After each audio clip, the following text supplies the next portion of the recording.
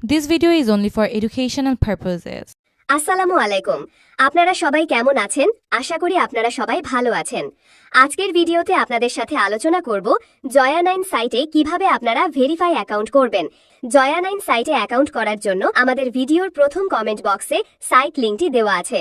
সেই লিংকে ক্লিক করার পর আপনাকে জয়া9 সাইটে নিয়ে আসবে। তারপর নিবন্ধন লেখা আছে, সেখানে ক্লিক করুন। তারপর প্রথম ঘরে আপনাদের নাম দিয়ে দেবেন। তারপর দ্বিতীয় ঘরে আপনাদের পাসওয়ার্ডটা দিয়ে দিবেন।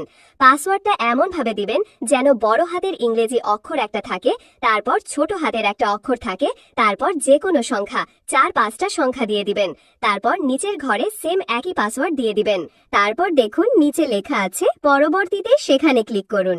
তারপর লাল দাগ দেওয়ার সংখ্যাগুলো এই খালি ঘরে দিয়ে দিবেন। আপনাদের যার যার আলাদা আলাদা সংখ্যা আসবে সেটি দিয়ে দিবেন। তারপর এখানে আপনাদের মোবাইল নাম্বারটি দিয়ে দিবেন। মনে রাখবেন যেটির মধ্যে আপনাদের বিকাশ, নগদ, রকেট আছে সেই নাম্বারটি দিয়ে দিবেন। এবং মনে রাখবেন যে নাম্বারটি এখানে দিবেন সেই নাম্বারে আপনার টাকা উইথড্র করতে হবে। অন্য কোনো নাম্বারে আপনি টাকা উইথড্র করতে পারবেন না। শুনে চাইলে জিমেইলটি দিয়ে দিতে পারেন। তার নিচে দেখুন একটি খালি স্থান আছে, সেখানে টিক চিহ্ন দিয়ে দেবেন। তারপর এখানে দেখুন সম্পূর্ণ লেখা আছে, এখানে ক্লিক করুন। এখন আমাদের অ্যাকাউন্টটি হয়ে গেছে। এবার আমাদের অ্যাকাউন্টকে ভেরিফাই করতে হবে।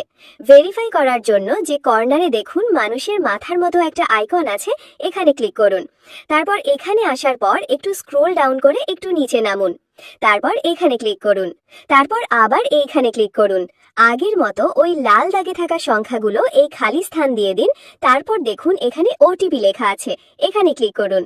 এখানে ক্লিক করার পর আপনার মোবাইলে একটি কল আসবে। কল আসার পর আপনাকে একটা কোড বলবে। সেই কোডটি এই যে খালি স্থান ঘাড়ে বসিয়ে দিন। এখানে বসিয়ে দেওয়ার পর নিচে দেখুন লেখা আছে জমা দিন, এখানে ক্লিক করেন। ক্লিক করার পর দেখুন ওপরে লেখা আসবে ফোন ভেরিফাই সাকসেসফুল। লেখাটি আসলে বুঝবেন আপনার অ্যাকাউন্টটি ভেরিফাই হয়ে গেছে। এখানে এসেও আপনারা চেক করে নিতে পারবেন। এখন আপনাদের দেখিয়ে দেব আপনারা এখানে কিভাবে ডিপোজিট করবেন। ডিপোজিট করার জন্য আমানত লেখা আছে, সেখানে ক্লিক করুন। তারপর দেখুন আপনারা বিকাশে ডিপোজিট করবেন নাকি নগদেই করবেন। সেম একই প্রসেসে আপনারা বিকাশ, নগদ, রকেট যে অপশনে আপনারা ডিপোজিট করতে চাইছেন সেই অপশনটি সিলেক্ট করে দিবেন।